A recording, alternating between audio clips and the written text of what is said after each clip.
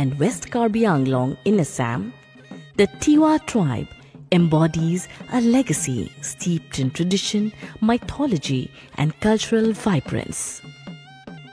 Their rich heritage finds expression in rhythmic dance forms, each movement echoing stories of harvest, devotion, and ancestral reverence. From the ceremonial grace of Langkong Fuzamisawa to the spirited energy of their festival dances, every step is a tribute to the land, the seasons, and the unseen forces that guide their way of life. As the beats of the Kram and Marong resound, the Tiwas dance not just to celebrate, but to remember, to connect, and to keep their timeless traditions alive. Lali lai, hilali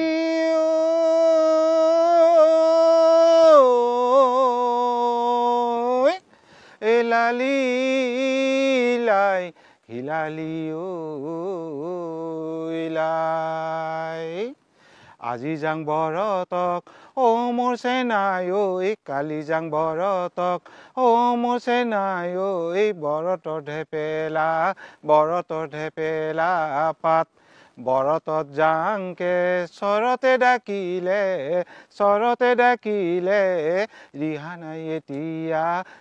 নাই এতিয়া গাত উত্তৰ পূৰ্বাঞ্চলত বসবাস কৰা তিৱা জনগোষ্ঠী লোকসকলৰ অসমৰ ভৈয়ামৰ মৰিগাঁও নগাঁও কামৰূপ জিলাত বিশেষকৈ তিৱাসকলৰ সংস্কৃতি যথেষ্ট ভঁৰাল শক্তিশালী। ইয়াৰ উপৰিও পাহাৰত বাস কৰা তিৱাসকল কাৰ্বি আংলঙত আছে, তেখেতসকলৰো সংস্কৃতি যথেষ্ট বিৰল। আৰু কাৰ্বি আংলঙত থকা তিৱাসকলৰ সংস্কৃতি আৰু ভৈয়ামত থকা তিৱাসকলৰ সংস্কৃতিৰ মাজত পাৰ্থক্য আছে। কাৰ্বি আংলঙত যিসকল তিৱা লোকে তেওঁলোকৰ নিজৰ সাংস্কৃতিক পৰম্পৰাভাৱে তেওঁলোক প্ৰদৰ্শন কৰি আহিছে যদিও ভৈয়ামত মৰিগাঁও জিলাত তেতেলীয়াত ৰজাই উষা বা ওৱা বৰত উৎসৱ উদযাপন কৰি আহিছে। প্ৰতি 5 বছৰৰ মূৰে এই উৎসৱ পালন কৰি আহিছে। ঠিক তেনেকৈ কাৰ্বি আংলঙত থকা তিৱাসকলৰো 5 বছৰৰ মূৰে অনুষ্ঠিত কৰা কেইবাটাও তিৱাসকলৰ উৎসৱ আছে, যেনেকৈ ওৱানচোৱা উৎসৱ, য়াংলি উৎসৱ, খেলচাৱা উৎসৱ ইত্যাদি। তিৱাসকলৰ সংস্কৃতি যথেষ্টখিনি অসমীয়া সংস্কৃতি ভঁৰাল তিৱাসকলে চহকী কৰি ৰাখিবলৈ সক্ষম হৈছে। যদিও চহকী, কিন্তু বাহিৰত ইয়াৰ প্ৰসাৰ যথেষ্ট কম আছিল। 1990 চনৰ পৰা ভৈয়ামৰ তিৱাসকলৰ বৰত উৎসৱ, গদালপৰীয়া গীত যথেষ্টখিনি প্ৰচাৰ কৰাৰ ক্ষেত্ৰত আমি আগভাগ লৈছোঁ। আৰু আমি বহুতো অসম চৰকাৰ, ভাৰত চৰকাৰ তথা অসমৰ ইউনিভাৰ্চিটি, স্কুল, কলেজ সকলোৱে সেই নৃত্যবোৰক শিকিবৰ কাৰণে বহুতো কৰ্মশালা অনুষ্ঠিত কৰি আহিছে। আমি বৰ্তমানলৈকে 50,000ৰো অধিক ছাত্ৰ ছাত্ৰীক আমি প্ৰশিক্ষণ দিবলৈ আমি সক্ষম হৈছোঁ। লাংখন ফুজামিছাৱা হৈছে কাৰ্বি আংলঙত বাস কৰা তিৱা জনগোষ্ঠী লোকসকলৰ প্ৰতি বছৰে পালন কৰা উৎসৱ।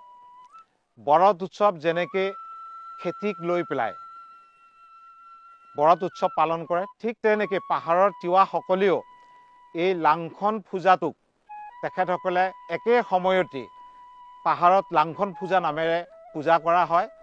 বিজুলী মাকক তিৱাসকলে লখিমী হিচাপে পালন কৰি আহিছে বা বিজুলী মাক হিচাপে আদৰণি জনাইছে, আৰু বিজুলী মাক লখিমীক বুজোৱা হৈছে। গতিকে লখিমীক সন্তুষ্ট কৰিবৰ কাৰণে এই লাংখন পূজা মিছৱা পালন কৰা হয়। আহিন কাতি মাহত এই পূজাটো পালন কৰি তিৱাসকলে তেওঁলোকৰ নিজৰ যি উৎপাদন, এই খেতি পথাৰৰ যিটো উৎপাদন যাতে নদন বদন হয়, এই কামনা লক্ষ্য উদ্দেশ্য ৰাখি এই উৎসৱটো পালন কৰা হয়।